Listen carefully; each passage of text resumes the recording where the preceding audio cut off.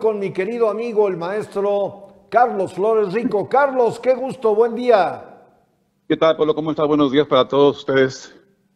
¿En qué Te- podemos ahora comentar? ¿Qué te interesa de todo lo que está pasando? Híjole, ¿por dónde empezar, Carlos?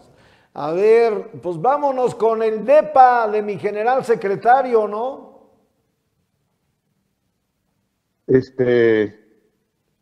Ahí sí me agarraste fuera de cuál de todos los problemas del secretario.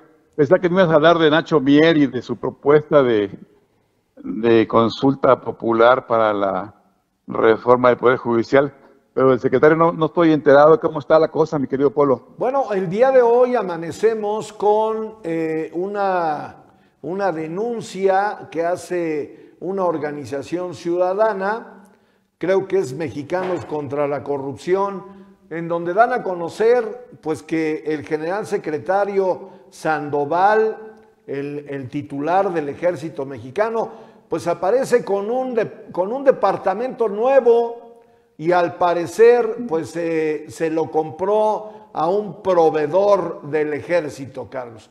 No sé por qué me recuerda el asunto de una casa blanca y luego una casa gris. ¿Qué pasa en México, Carlos? Bueno, fíjate que no conozco, como puedes entender, el asunto del secretario. Debe ser de hoy temprano en la mañana. Me vine a la escuela y no alcancé a oír el tema, pero lo que sí está claro es que cada vez que hablamos de transparencia y de rendición de cuentas en México, estamos en un déficit, mi querido Polo, porque la única solución que hemos inventado en los últimos años, hablo de los últimos 30 años, para contrarrestar la corrupción que se pueda dar en la gestión pública, es la transparencia y la rendición de cuentas. Son dos mecanismos que tienen que ver con la declaración de patrimonio, la declaración de intereses, con la rendición de cuentas trimestrales, con la existencia de una plataforma permanente de transparencia y con las leyes, el cambio de la Constitución y las leyes que obligan a las entidades públicas a informar lo que los ciudadanos quieren. Y eso es precisamente una de las fallas del actual régimen, que por razones X, aunque la que fundamentalmente el presidente alega es el costo, el presidente ha despreciado y ha minusvaluado e incluso ha pedido que los senadores no nombren a los 3 comisionados que faltan para que puedan sesionar en el Pleno los del Instituto Nacional de Acceso a la Transparencia y a la Información. Eso es un asunto gravísimo y que puede estar atrás de este ahora hallazgo periodístico, del cual hasta que tengamos una información más precisa y más probada, podamos platicar. Pero lo que sí podemos adelantar es que mientras tengamos unos huecos, unas omisiones y unas terribles, vamos a llamarle, depreciación de los valores que tienen la transparencia, la rendición de cuentas, vamos a estar sufriendo de esos temas, mi querido Polo. Yo creo que no solo es el asunto de que haya una fiscalía o haya una denuncia ciudadana, lo que es suficiente para combatir los problemas de duda, desconfianza, de falta de credibilidad de la ciudadanía en las instituciones, sino también la existencia de mecanismos permanentes que le den permiso a la ciudadanía de estar cubriendo todas sus necesidades de información de manera libre. Y ese mecanismo que ya existe y que fue construido durante muchos años, ahora está siendo bloqueado por el presidente de la República concretamente, y en particular por los senadores que no han querido darle al INAI, sus 3 comisionados que le hacen falta, por lo menos uno más, para poder sesionar. Mientras eso siga, mi querido Polo, pues vamos a estar batallando, y vamos a estar inventando, y vamos a estar especulando, y vamos a estar derrapando en una duda permanente sobre las instituciones. Y eso es terrible, porque si puedes dudar de un diputado o de un senador, y que es grave, imagínate dudar del encargado de las Fuerzas Armadas de este país. Pues ahí estamos hablando de una institución que tiene pues un prestigio y una necesidad de presencia que es precisamente contra lo más grave, contra lo más calificado del crimen organizado de este país. Por lo tanto, es bastante grave, bastante comprometido esto que ahora me comentas. Yo no he leído el asunto del secretario, estoy ahora saliendo de clase, pero no tengo ninguna duda de que haya una u otra denuncia, porque mientras exista la opacidad, mi querido Polo, mientras exista la duda institucionalizada, mientras no haya respuestas a los cientos de casos que cada semana se van acumulando en el pleno del INAI, pues puede pasarnos eso y lo que sea, mi querido Polo. Y la otra cosa, si tú te das cuenta, no solo tenemos una falla que se puede entender en la cultura cívica, en el acceso a la información, en el derecho al acceso a la información, en la rendición de cuentas, sobre todo en el sistema jurídico que obliga a los sujetos que generan información a rendir la información, también tenemos una falla en la cultura política. Ahora que leíste hace 2 o 3 días, el sábado, nuestro estimado paisano allá, Nacho Mier, para resolver el problema de la Suprema Corte de Justicia, que el presidente insiste, pese a que no hay ningún antecedente positivo en el mundo, porque lo único que hay es el de Bolivia y es un fracaso, pero ni en la historia mexicana ni en ningún otro, en donde los jueces del Tribunal Constitucional se fijan directamente por el voto, el señor Nacho Mier, el diputado Nacho Mier, ha propuesto que se hará una consulta popular para conseguir que la gente apoye una reforma a la Constitución y pueda cambiar el sistema de integración y de votación de la Suprema Corte de Justicia e inclusive de los magistrados, dice él.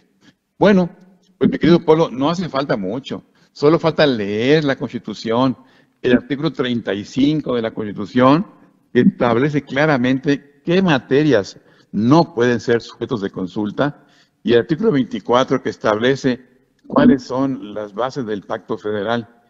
Con eso tendría listo su respuesta al señor Nacho Mier. Pero segundo, mi querido Polo, si supongamos que para una reforma constitucional se requiere el 66% de los votos de los senadores presentes y el 66% de los senadores, de los diputados presentes en la otra Cámara, y luego la mayoría más uno de las legislaturas locales, ¿cómo se le ocurre? ¿Cómo se le ocurre pensar al senador poblano que con el 3% de las firmas que se puedan sacar de los ciudadanos y luego con solo el 40% de estas votando en participación cualquiera de la consulta popular, pueda ser vinculatoria una reforma constitucional de ese tamaño? Pues muy bien, ahí tenemos los dos grandes problemas que México enfrenta.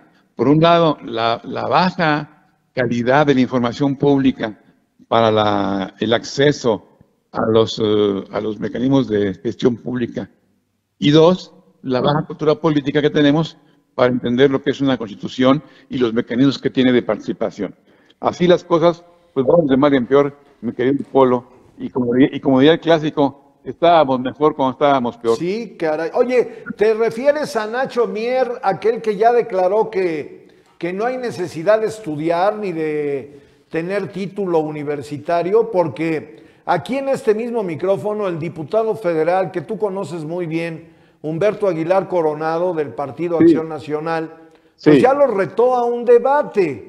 Y bueno, aquí Humberto dejaba por sentado que la actual legislatura, la que tiene mayoría en Morena, pues no estudian, Carlos. O sea, tú eres investigador, eres catedrático de la UNAM, eres una gente avesada en el tema que tiene, y lo digo yo, que te conozco de años, autoridad moral, pero además soporte como para emitir una opinión. Pero el propio Humberto Aguilar nos mencionaba que en este tema del plan B que ha echado para abajo la Suprema Corte de Justicia, el tema no va con el texto, con la propuesta, va con el procedimiento. O sea, Adán Augusto, el secretario de Gobernación, les entrega el texto a las 12 del día y a las 4 de la tarde, fíjate, más de 380 cuartillas que evidentemente no leyeron, pues son aprobadas.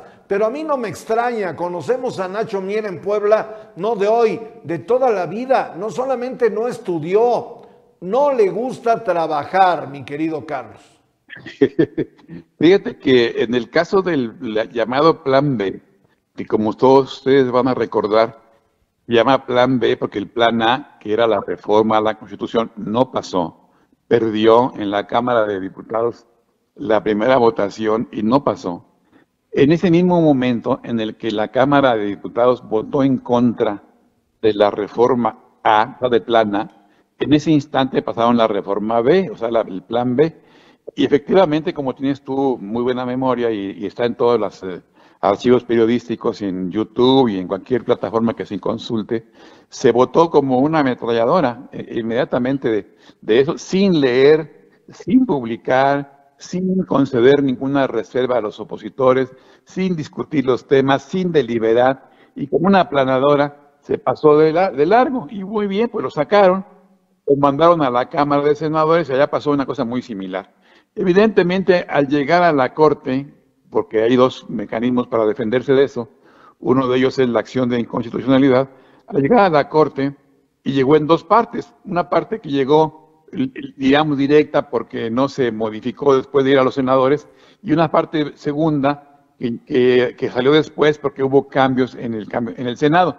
Muy bien, la parte 1, o sea, la parte primera de la parte B o del Plan B, llegó a la Corte, y tienes toda la razón, ni siquiera, fíjate nada más qué tristeza, ni siquiera fue necesario ir al fondo de las reformas y las propuestas que incluía, buenas o malas, que yo creo que tampoco hubieran pasado, pero ni siquiera hubo necesidad de eso, sino simplemente fue rebotada o fue declarada inválida por las graves irregularidades en el proceso legislativo. Sí. Es decir, en la forma en la que se llevó a cabo el mayoriteo.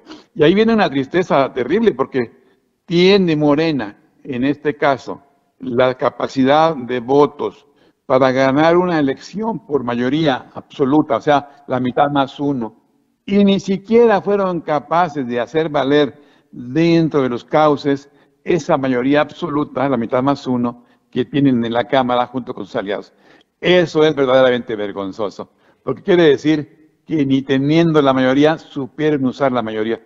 ¿Y todo por qué? Porque se piensa, o se pensaba antes de esto, que cuando la mayoría aprueba un ordenamiento legal, una ley, un presupuesto, una disposición de reforma legal, basta con los votos de la mayoría, aunque no se dé oportunidad de alegar a los otros.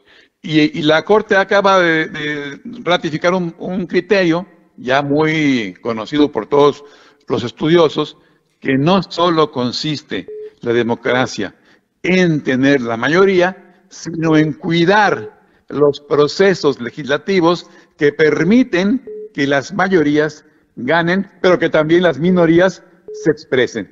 Y ese es el problema de esta primera parte, y seguramente será de la segunda parte, Polo, porque tiene los mismos problemas. Y ahora, ante esa situación, el advenimiento del calendario electoral, que ya es el mes de agosto, donde se termina la oportunidad para reformar leyes antes de que sean utilizadas en el proceso electoral, y el advenimiento en septiembre del calendario oficial del año electoral, pues ya no habrá reforma electoral ninguna que pueda cambiar las reglas actuales de la legislación actual en materia electoral, pues ya no hay más que quejarse y ofender y lastimar, invadir, insultar a la Corte y en particular a su presidenta. Y eso ya no se vale, porque una cosa es estar en contra, una cosa es ser opositor, una cosa es pensar diferente y otra es insultar, degradar, humillar, lastimar, invadir inclusive a otro poder. Y eso, mi querido Polo, el pueblo de México no lo acepta. Porque si bien acepta muy bien la diferencia de criterios, la opinión minoritaria, la opinión mayoritaria, la forma de pensar, lo que tú quieras, la libertad de expresión, pero cuando se trata de humillar, de degradar, creo que la gente se lastima, aunque realmente pueda pensar o no, de acuerdo con lo que está siendo lastimado. Y eso es lo que estamos enfrentando, una ofensiva que lamentablemente se ha pasado de los límites de la decencia y ha pasado a los campos de la ofensa, del agravio, y eso finalmente, mi querido Polo, lastima a la República, lastima a la democracia y, por supuesto, ofende a las personas.